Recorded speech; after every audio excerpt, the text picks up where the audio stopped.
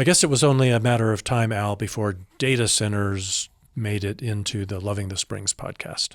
That's probably true, but I thought I understood what a data center is, or was, or could be. But now I'm really confused. There could be a data center mystery in our midst. Yes. And we'll be talking about that next on Loving the Springs, where we celebrate the best and elevate the rest. You're listening to Studio 809 Podcasts. This is what community sounds like.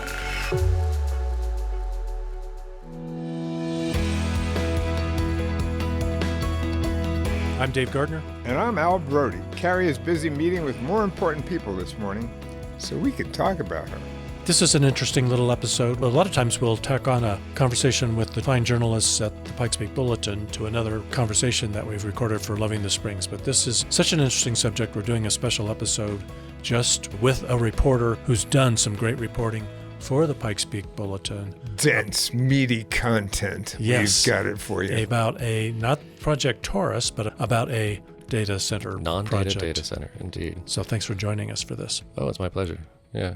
Sitting at the table with us now is Seth Palmer Harris, and this is the first time that we haven't had the managing editor, Hala Urshadi, join us for a news segment, but actually a working reporter. So thanks for blazing new territory with us today. Oh, it's my pleasure.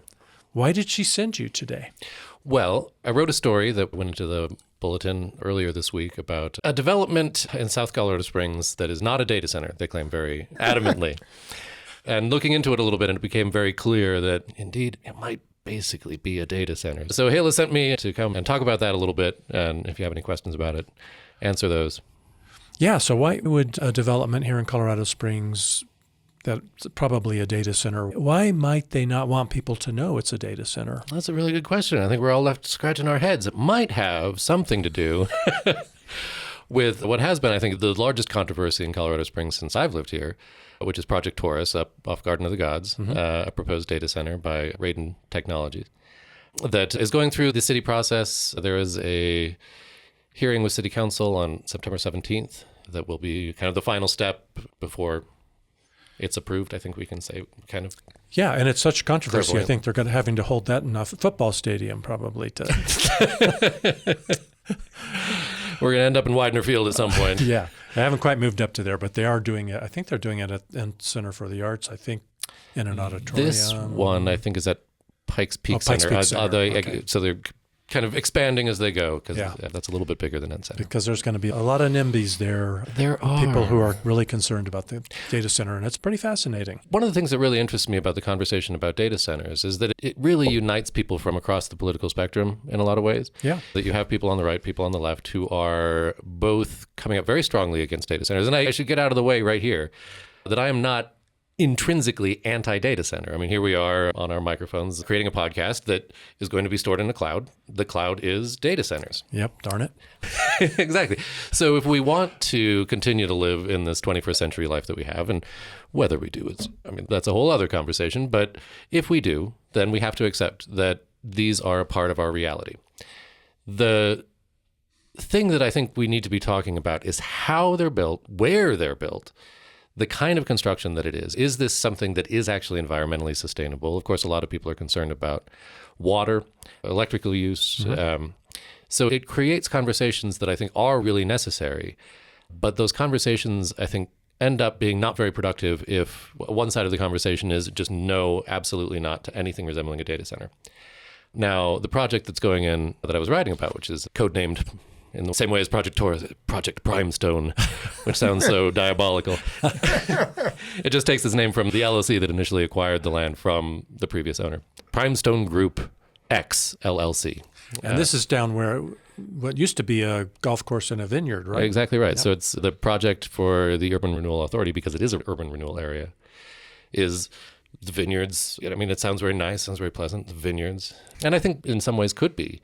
This is a piece of land that right now is greenfield. It had the clubhouse, it had the vineyard, it had the golf course, but those have all been long since removed. It became a URA in 2011 with an initial plan actually to build a number of data centers, of which they built one, T5 data center, which is currently down there. And then for reasons that we don't need to get into because it's rather boring. That project did not go forward. And then there was another proposed data center, and that project did not go forward. And then this is the third try. So, yeah, this one I think is going to. I think they're serious about this one. Okay, and so the story is out. It's in the Pikes Peak Bulletin. If It sure is, yeah. Look for it now. We'll put a link in the show notes, but you can go to, is it pikespeakbulletin.org? It sure is. That's so easy. I read the utility rates and the story that goes with these data centers, and this would be the one on the Garden of Gods, and how complex they appear to be. But my concern as a rate payer is that there's a commercial rate, and the commercial rate is less than the residential rate. And the way that you do that is the residential is basically subsidizing the commercial because you're paying more for the same commodity. That's how things work. So they've come up with this really complex model as to how they will charge the data centers for the power that they use. My only concern is, as a ratepayer, I don't want to subsidize it. I'm not necessarily against the data center being and operating. I just don't want to subsidize it with my money. Of course, yeah. There should be a single rate. I'm against a commercial rate that is less than the residential rate. That's my point. I'd agree with that. And one of the things I don't know, and if anybody has the time and energy to send CSU a Cora request, you're welcome to, is the existing arrangement for the vineyard's land, if that would apply to the new project, which would, if it did, precede the large load agreements that CSU has come up with.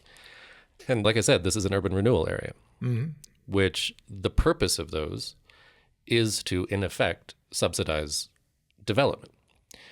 Now, they have not reached an agreement for the, as they call it, it's tax increment financing that an urban renewal area manages. That TIF is currently going to pay down a loan that predates this project by some years.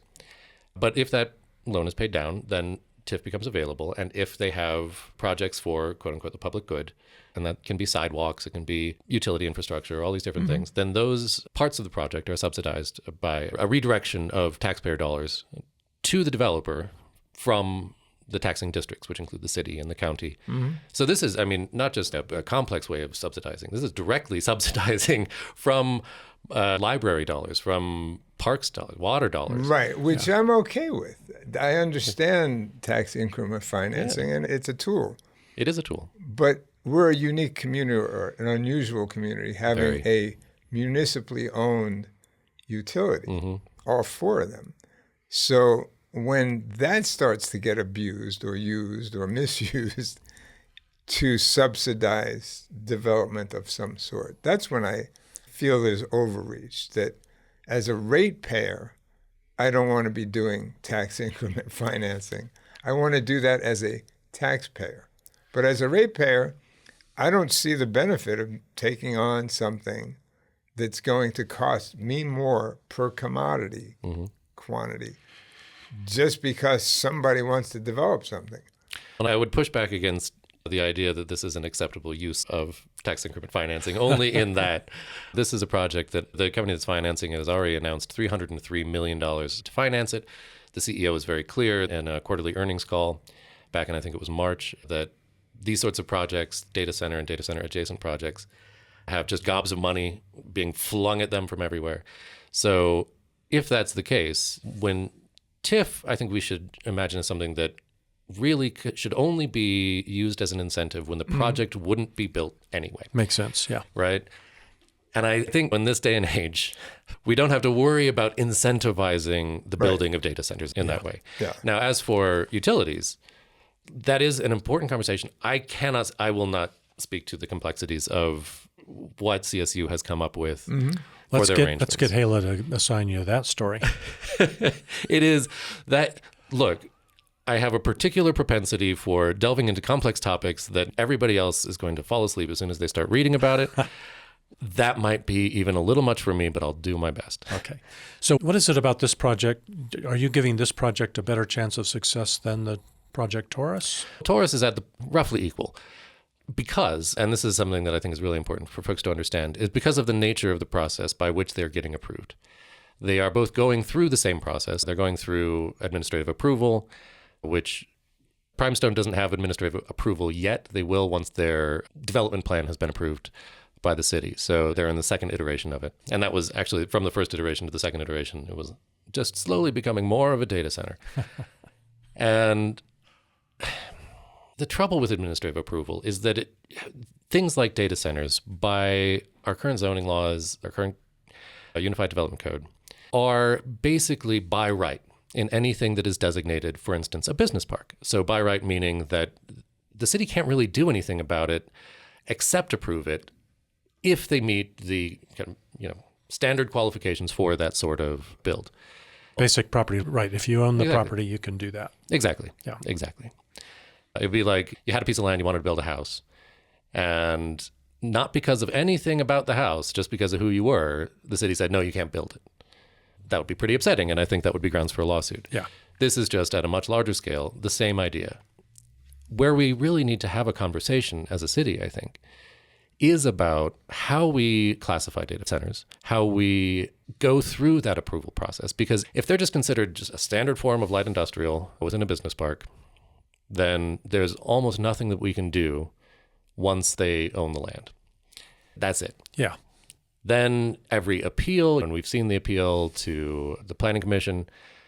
On Taurus? Yeah, exactly. The 14-hour, a couple of friends of mine are involved with the Planning Commission, and bless them, they were there the whole day listening to everybody. And I know that so many of the members of the Planning Commission wish there was something that they could do other than say, no, we have to approve. Yeah. And a couple did vote against, which was interesting. But nevertheless, it really is a legal issue that they are effectively judges and saying, does this meet the qualifications? Yeah, and the way the law's set up, if they don't approve it, then probably they get sued. And Oh, yes. Yeah. And then it happens anyway and just costs the city a lot of money in the process. Yeah. Yeah, it'll be interesting to watch. We'll put a link in the show notes to an episode of Peak Environment about data centers. It's a lot of facts, but a lot of opinions that are anti-data center. And there's some good reasons to be concerned about Agreed. data centers. You mentioned the electrical use, which also means carbon footprint, and the water use, and also just our total utilities capacity, because we will get saddled with the cost if utilities has to up its Right. capacity by constructing new generating capacity. Well, which, it is striking to me. I guess we'll start with this. Taurus is proposing a 50 megawatt facility, which 50 megawatts is a lot of power. Primestone, for its first building of 2 proposed, they're going to build the first and then they have first refusal on the second. Each one is proposed at 100 megawatts. Wow. Now, if you end up with that 200 megawatt total capacity, that's, a third of the city in terms of residents. Aha. This is an outrageous amount of power, which is what these centers take. And to clarify, Primestone, they do claim, and I think on a technical basis, kind of correctly, that it is not a data center. It is a center for testing data center components. The GPUs that are used in the computing and data centers. So because they're doing burn-in testing, according to the CEO of the company who's investing, for that, they really have to create a data center in order to Run in order to exactly Run it like a data center. Yeah. run it like a data center. The only difference, and this is where they, in their project proposal, that they said this is not a data center because it doesn't host any cloud storage. This is not something they're contracting out for other people to store their data or information, which is true right now. This part of the project or this tenant of the center is not doing that. They are in every other way running it like a data center, and there may be a future tenant that is using it as a more traditional data center. The tenant, by the way, is also unclear. They say it's a Fortune 20 company, which if they're testing GPUs, the number of Fortune 20 companies, even though it's already down to 20, we're really looking at about 5. So it's one of Amazon, Apple, Alphabet, or Google, and then maybe NVIDIA, and I think I'm missing one, but I can't remember which. Are you going to be doing continuing reporting on this? Do you Oh, get yeah. to follow it? Yeah. I'm going to continue to report on it. I have a strange fascination with how municipal special districts work, how urban renewal authorities work. Oh, this is a great place for you then. It is captivating, absolutely captivating. And it's, I think, living here that has made me really interested in that, because Colorado Springs is unique, in my experience, in how it wields these as they always call them, tools. Right now, I think it'll be up today, maybe tomorrow. I'm working on a story about the Old Colorado City Downtown Development Authority, which formed in 2024 by a vote of residents and property owners in Old Colorado City. And then kind of out of nowhere, Brandy Williams, their city council person and council liaison to the DDA, proposed its dissolution. Yeah. And there was no real clear explanation of why. The DDA board was given 2 business days warning before the work session that initially discussed it on July 13th. And this is one of those stories that I think is really interesting, really captivating, and I think points to a lot of problems with how the city is governed.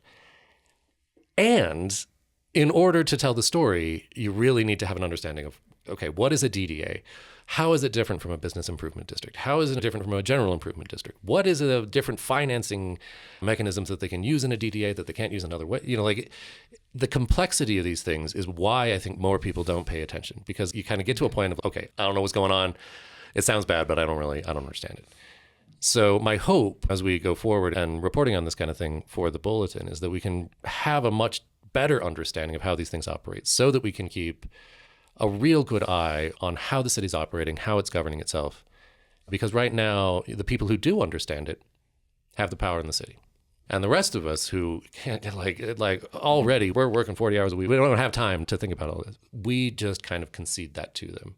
And I think that's really deeply problematic. And I have long believed that the very first class in real estate development school is how to get the public to pay as much of your cost of doing business as possible. Oh, absolutely. And one of the tools, which I learned in the military, not officially in the military, but through the military, I had a boss, and he said, he was on his way to be general. He said, you have to screw things up that are so complicated that nobody really understands what you did.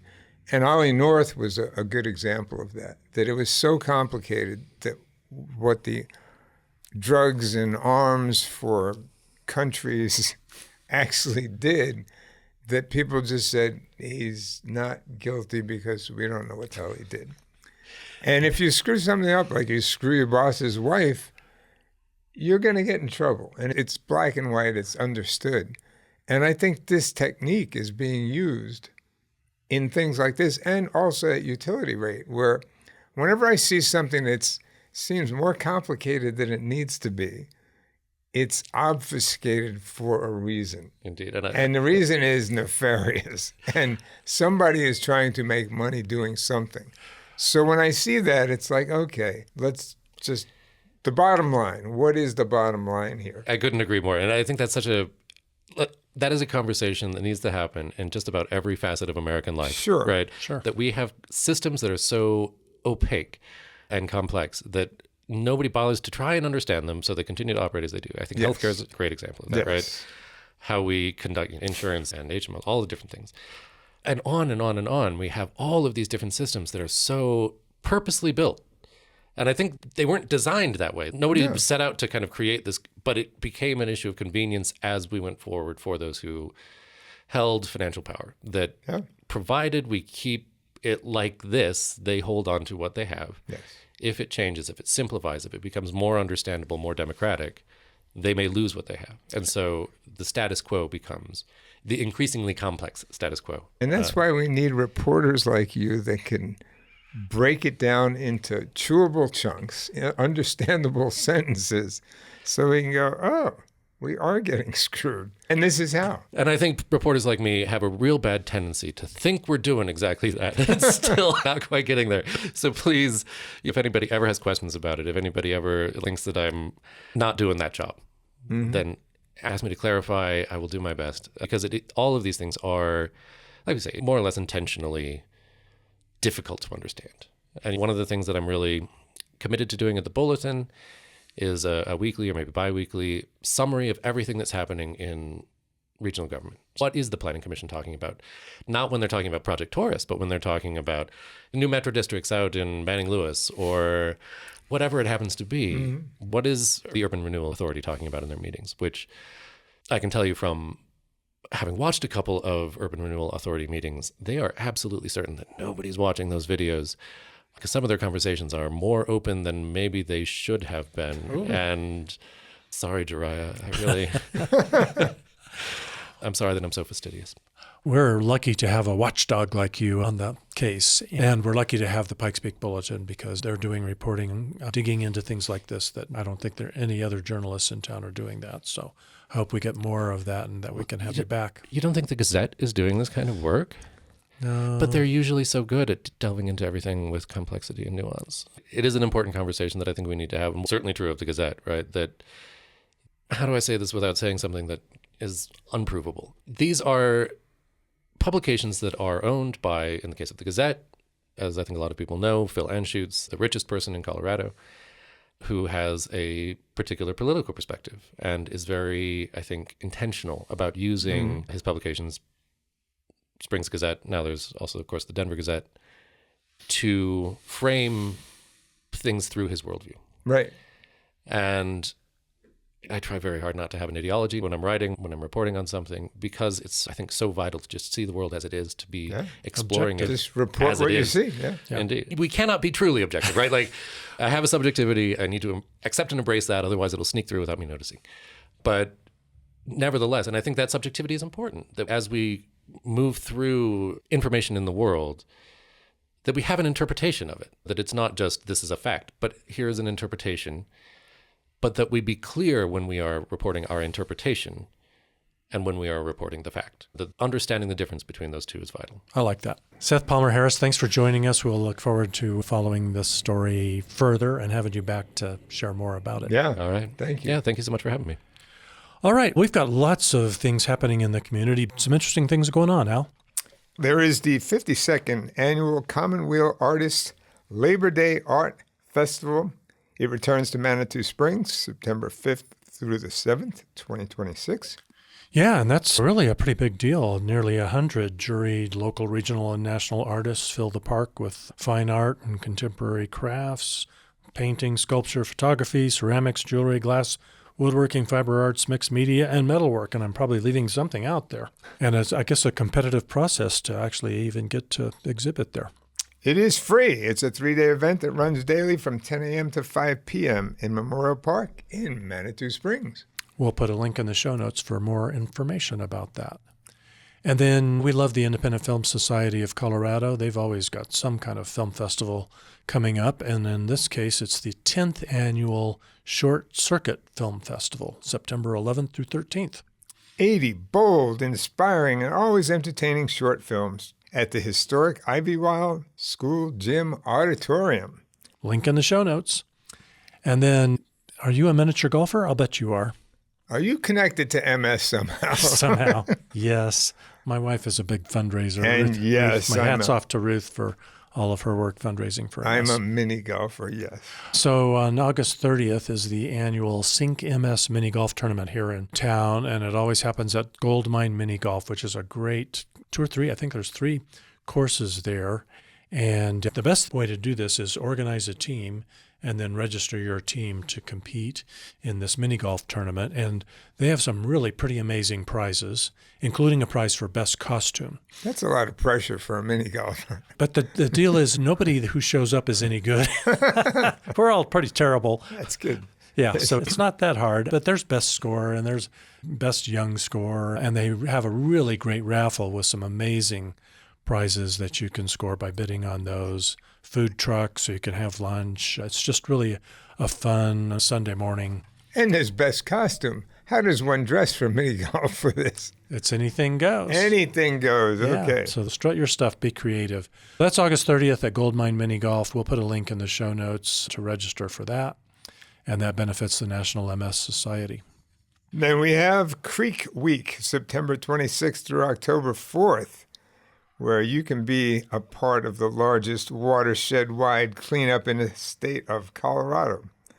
Creek Week volunteers clean up litter along a creek, trail, park, or open space throughout the watershed. We're inviting individuals and groups, families, clubs, schools, neighborhoods, etc., to form a creek crew. Get outdoors, get active, and get busy creating positive change for your community and those living downstream.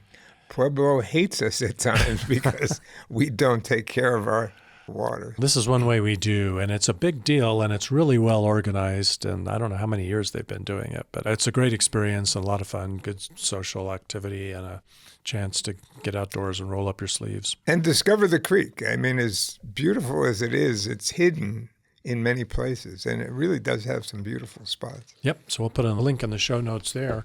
And we have, once again, the Trails and Open Space Coalition is going to hold the Starlight Spectacular on September 26th. But don't expect to ride your bike around the city or even in Garden of the Gods. It's new and improved. It is new and different and improved. Yeah. The Starlight Spectacular returns to Rockledge Ranch on Saturday, September 26th from 5 p.m. to 9 p.m. for those of us that remember the early days when it ended at sunrise and started in the wee hours of the morning. Yeah, and it wasn't that long ago we were lamenting the end of Starlight Spectacular. Yeah, things change and police get very expensive. And this is a fundraiser for the Trails and Open Space Coalition. And if fundraisers don't raise funds, there's not a whole lot of reason to have them. It actually becomes a burden. But this has the potential to be a fundraiser once again, and that's for a good cause, the Trails and Open Space Coalition. This year's Reimagined Evening Festival brings illuminated trails, a full catered dinner. That's quite a bit different than just the pancakes. That we got is, at the end of although the ride before. pancakes after a ride were actually pretty tasty. Yeah. Live music from Roma Ransom, guided night hikes, local art, yoga, and glow everything energy, all under the light of the full harvest moon. And I think it's black tie, right? I doubt it. I think it goes by the rules that anything goes. Yeah. Yep, I think so. But that sounds pretty interesting. September 26th. They say tickets are limited, so check the show notes for a link to get yours. It is TOSC's largest annual fundraiser. So, yes, please do. Tickets are $89 to $109. Grab yours before they're gone. And then, Al, I wanted to get your input on this. I don't recall who I was having a conversation with, but we were talking about the new lane arrangements on West Colorado Avenue. I think they start up around 8th Street and run almost to 31st Street. It used to be 2 lanes each direction. Now it's 1 lane each direction with a turn lane in the center. I was talking to a bicyclist, and they were lamenting that there wasn't a bike lane. But there is a whole lane for parking on the right, and then they've got what looks like it could have been a bike lane painted on the street, but it's got these diagonal lines in it. That is a buffer. A buffer. To keep the people who can't seem to manage 3 feet between a cyclist's shoulder and their right side view mirror apart 3 feet. That's what the buffer is for. I got to say, though, I grew up cycling as a vehicular cyclist. It was called a forestista, is what I grew up being as a cyclist. And a forestista is somebody that follows John Forrester, who wrote the book Vehicular Cycling, about vehicular cycling, which is you do everything that you would do in a car. You behave the exact same way. You don't behave differently. And that way, motor vehicles will treat you like another vehicle. And that seemed to make sense to me. And then along came cell phones. And now we have people who should be acting like a vehicular driver in a car, but they're not. They're on a cell phone, and they happen to be driving a 4,000-pound vehicle at the same time. A really lethal combination. So I fear being on the road now, and I'm not alone. I'm at an age where a lot of organized cyclists happen to be. We're aging out. And now the younger generation is seizing, adopting, enjoying electric motorcycles of different sorts. And they're faster, and they're capable of going almost anywhere. But the thing is, these young people choose not to operate like they're a vehicle. So they do whatever they want to do, or whatever they can do, which is almost anything. So they ride the opposite way, they ride across a double yellow line, they do whatever they want to do. And it's creating havoc in the riding environment, and they're dangerous to bicyclists who used to ride like they were a vehicle. So things have gotten complicated, and these lane markings, I like them. I appreciate them.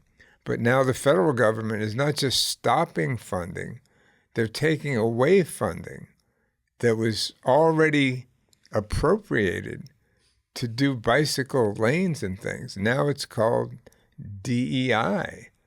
And how a bicycle became that is beyond me, but that's our reality. Is we have local municipalities doing great things to improve cycling, and the federal government doing everything they can to undo it.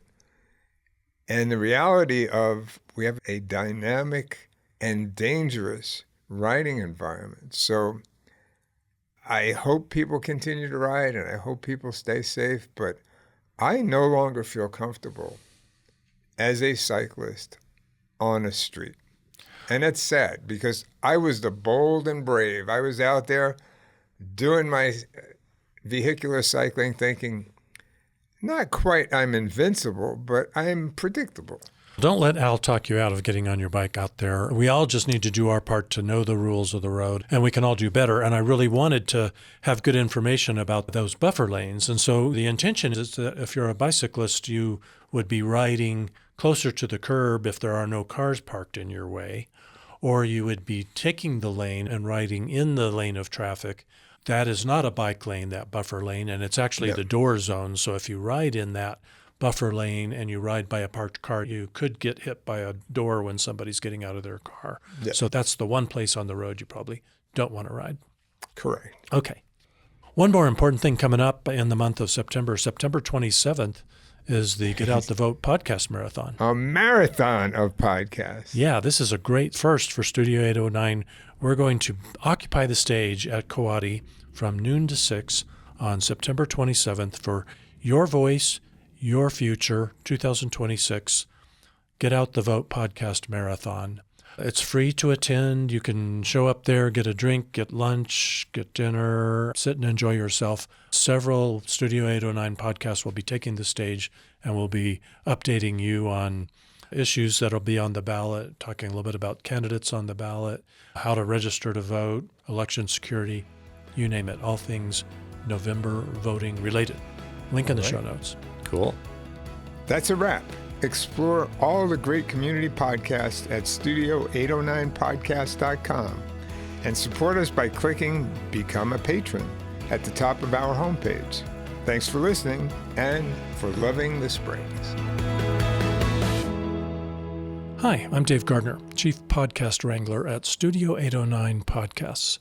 We're a collective of podcasters here in the Pikes Peak region committed to having local residents who are better informed and more engaged. You know, most of us volunteer our time. Nobody's really earning any wages working on these podcasts. This is a gift to the community. And one way you can say thank you is to become a patron, providing a little support to help us cover our expenses.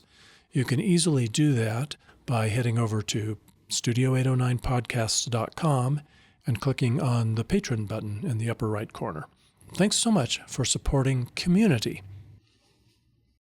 In the Pikes Peak region, there's no shortage of activities. Whether you're experiencing breathtaking parks or magnificent works of art, if you're getting fashionable at a film festival or fresh at a farmer's market, if you want to hear the sweet sounds of a symphony or the smooth shred of a Stratocaster, look no further than Peak Radar, your one-stop shop for all events in the Pikes Peak region. Your free source for viewing and posting events. So no matter how you engage with our beautiful region, visit peakradar.com and get plugged into the peak.